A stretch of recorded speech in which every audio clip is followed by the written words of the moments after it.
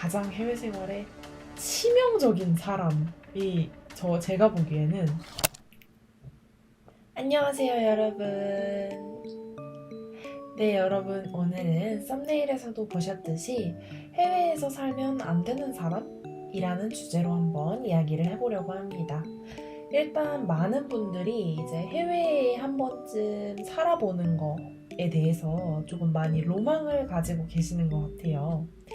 그래서 제가 나름대로 이제 체코와 스페인 두 나라에서 찔끔찔끔 살아본 사람으로서 외국 생활을 어떤 분이 하면 좋을지, 그리고 어떤 분은 하면 안 되는지, 이런 주제로 오늘 한번 이야기를 해보려고 합니다. 그럼 바로 시작해 볼게요. 일단 많은 분들께서 외국에서 한 번쯤 살아보고 싶다는 생각을 하시지만 그러지 못하시는 가장 큰 이유는 바로 두려움이라고 생각을 해요. 많은 분들이 아무래도 우리가 한국에 평생 동안 살다 보니까 외국에서 산다는 것에 대해서 되게 무서운 거죠. 거기를 잘 모르고 말도 잘 못하고 이런데 어떻게 가서 잘 살 수 있을지에 대한 그런 두려움을 가지고 계시더라고요. 그래서 저한테도 가끔 너무 용감한 것 같다라는 말씀을 하시는 분들이 계시는데, 사실 여러분, 저 같은 경우는 너무 어렸을 때 외국에 처음 갔기 때문에 조금 멋모르고 간 것 같아요. 진짜 무식하면 용감하다는 말 아시죠? 제가 딱 그랬어요. 진짜 아무것도 몰랐어서 가능했던 것 같아요. 사실 어렸을 때라고 해도 무슨 그렇게 어렸을 때가 아니에요.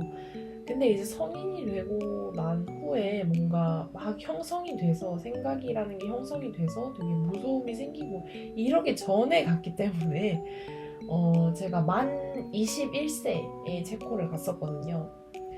그래서 이제 가능했던 것 같아요. 사실 제가 체코에 갔을 때도 여러분, 나름대로 준비를 되게 많이 한다면 하고 갔음에도 불구하고 사실 지금 생각해보면 되게 허술했어요.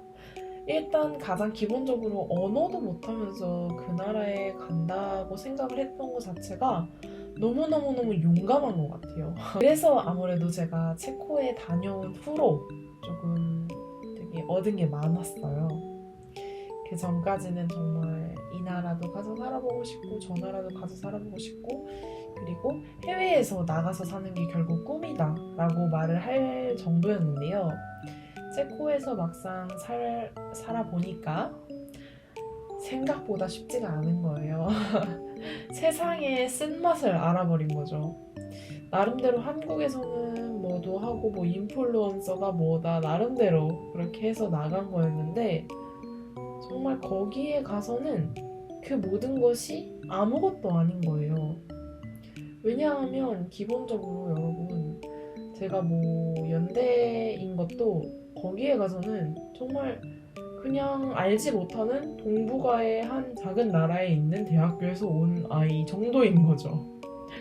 그러니까 이게 반대로 생각해보면, 우리가 여러분 체코에서 제일 좋은 대학, 두 번째는 치지도 않아요. 제일 좋은 대학 어딘지 아세요? 모르시잖아요. 그런 것처럼 우리가 미국이나 잘해야 영국, 아니면 옆에 있는 일본, 중국 이 정도가 아니면 그 외의 국가들은 어디 학교가 좋은지 뭔지도 뭐가 있는지도 모르기 때문에 거기서도 마찬가지였던 거죠. 제가 한국에서나 연대가 뭐가 어떻다 저떻다 하는 거지, 거기 가면 정말 아무것도 아닌 거예요. 그렇게 학교부터 시작해서 제가 그동안 쌓아왔던, 나름대로 해왔던 모든 활동들, 그런 것들까지 정말 다 아무것도 아닌 게 되어버리니까 제가 거기서 정말 정말 좌절과 절망을 많이 했었어요. 그리고 나서 이제 코로나로 한국에 다시 들어오게 됐는데, 오히려 솔직하게 말해서 그때 조금 다행이다? 그러니까 오히려 좀 다행이다라는 생각도 조금 들었던 게, 그냥 이게 제 스스로 한국에서도 취준을 해보지 않다가 그 체코에 가서 처음으로 취준을 하게 되다 보니까 너무너무너무 스트레스를 많이 받았던 거예요, 제가 뭐 기본적으로 체코어도 할 줄 모르고 그나마 뭐 가서 비벼볼 수 있는 게 영어밖에 없었고, 그렇다고 뭐 경력이 있었던 것도 아니고, 그때 당시에는 정말 너무 어리고 아무것도 없었잖아요. 그래서 진짜 너무너무너무 호되게 당하고 온 거죠. 그 뒤로 여러분, 제가 정말 뼈를 갈면서, 야, 한국 사람은 한국이 제일 살기 좋다는 말이 괜히 있는 말이 아니다. 외국 나가면 개고생이다. 진짜 맨날 이러고 다녔어요, 그 뒤로. 그러고 나서 이제 조금 시간이 지나니까 뭔가 아쉬운 거예요. 한 번으로는 조금 아쉬운 느낌? 그러니까 한 번 도전해서 나름대로 실패라면 실패를 했지만, 뭔가 내가 생각하기에 그 실패를 한 요인을 보완해서 한 번 더 도전해보고 싶다라는 생각이 들었어요. 물론 그런 생각이 들면서도 동시에 한켠에는 저의 스스로에 대한 불신이 있기도 했어요. 내가 그렇게 호되게 당하고 왔으면서 또 나간다고? 그럼 바보 같은 짓을 또 한다고? 라는 생각을 하면서 스스로 계속 의심을 하게 되는 그런 상황이 벌어졌죠. 사실 거기서부터, 이런 생각으로부터 그 두려움이 다 오는 것 같아요. 아무것도 모르면 두려움이 없지만 점점 알면서 이렇게 무섭고 못하겠고 이런 게 생기는 거거든요. 그래도 제가 뭔가 다시 정 가겠다 싶으면 체코에 있을 때 정말 이것만큼은 반드시 해결을 해서 가자 라고 생각했던 게 딱 두 가지가 있었어요, 여러분. 뭐였냐 하면, 하나는 제일 중요한 거, 언어. 그리고 두 번째는 보장된 신분이었어요. 그러니까 이게 언어는 뭐 무슨 말인지 설명을 안 해도 아시겠고, 보장된 신분이라는 건 제가 워킹홀리데이로 갔기 때문에 아무런 소속도 없고 뭐 직장이 있는 것도 아니고 학교가 있는 것도 아니고 그런 상태였어요.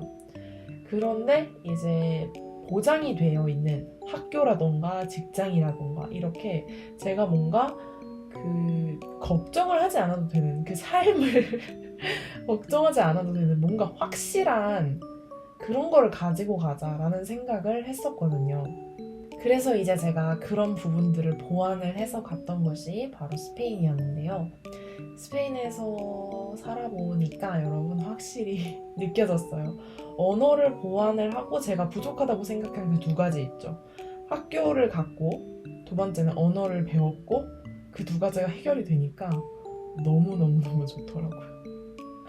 진짜 여러 번 영상에서 얘기를 했지만 정말 한국에 돌아오기 싫을 정도로 너무 좋았거든요.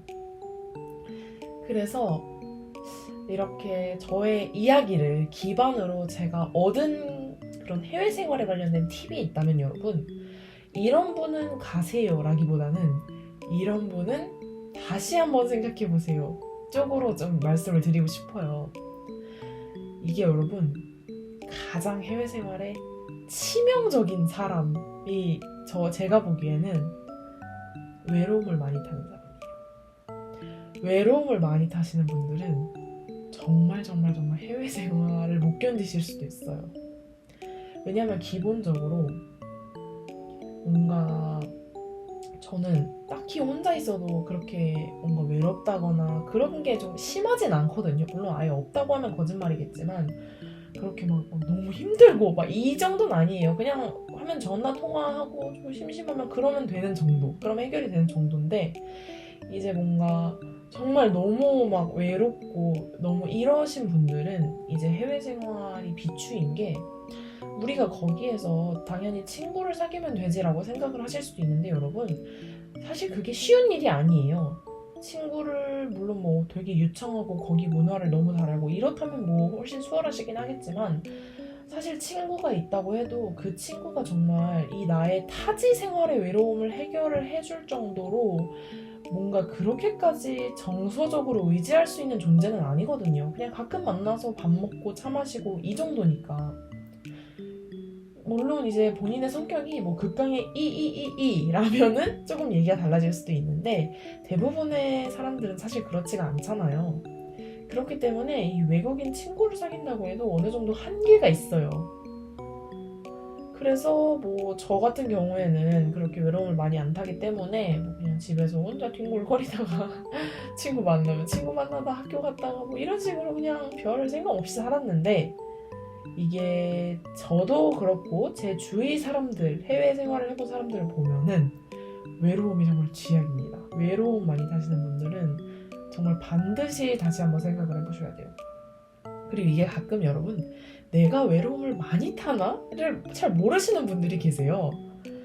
근데 사실 저도 그랬어요. 스페인 가기 전에는 이런 말을 많이 들었으니까, 외로움을 많이 타는 사람은 좀 힘들다라는 말을 많이 들었으니까 근데 내가 외로움을 많이 타는지를 모르겠는 거예요.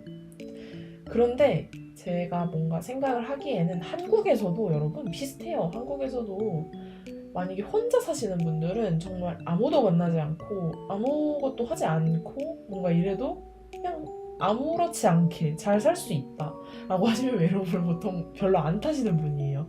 그런데 그게 잘 안 되시는 분들, 뭔가 계속 사람이 있어야 되고 이런 식으로 뭔가 가족이 있어야 되고 그렇게 보통 혼자 잘 살기 힘들고 이런 분들은 이제 외로움을 많이 타실 확률이 굉장히 높아요. 그리고 이제 두 번째는 제가 앞에서도 여러 번 이야기를 했죠. 언어예요, 언어. 언어가 사실 여러분 당연하다고 생각을 하실 수 있지만 생각보다 그렇지가 않아요. 특히 영어권이 아닌 나라들 있죠. 제가 갔던 스페인을 포함해서 정말 체코도 마찬가지고 영어를 쓰지 않는, 그러니까 제 말은 영어를 모국어로 하지 않는 나라들이 정말 정말 정말 많아요.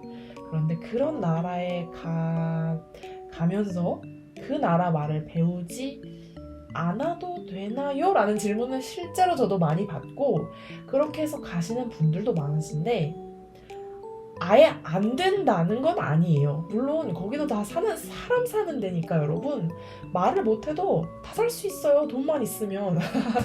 돈이 많아지는 게 아니라 그냥 뭐 돈 있으면 마트 가서 뭐 내가 나온 물건 값 내고 뭐 요리해 먹고 뭐 이런 데는 당연히 상관이 없죠. 그런데 이제 우리가 해외를 나가는 목적이 여러분 그 마트에서 장 보고 밥 먹고 이러려고 나가는 게 아니잖아요. 무언가 조금 내가 외국에서 살면서 한국과는 다른 것을 얻고자 해서 나가는 거잖아요. 그러면은 여러분 언어가 절대 빠질 수가 없는 거예요. 언어는 정말 단순히 의사소통 수단 그 이상의 의미를 가지고 있기 때문에 만약에 언어를 배우실 생각이 없다라고 하시면 정말 비추예요. 그냥 여행을 가세요, 차라리.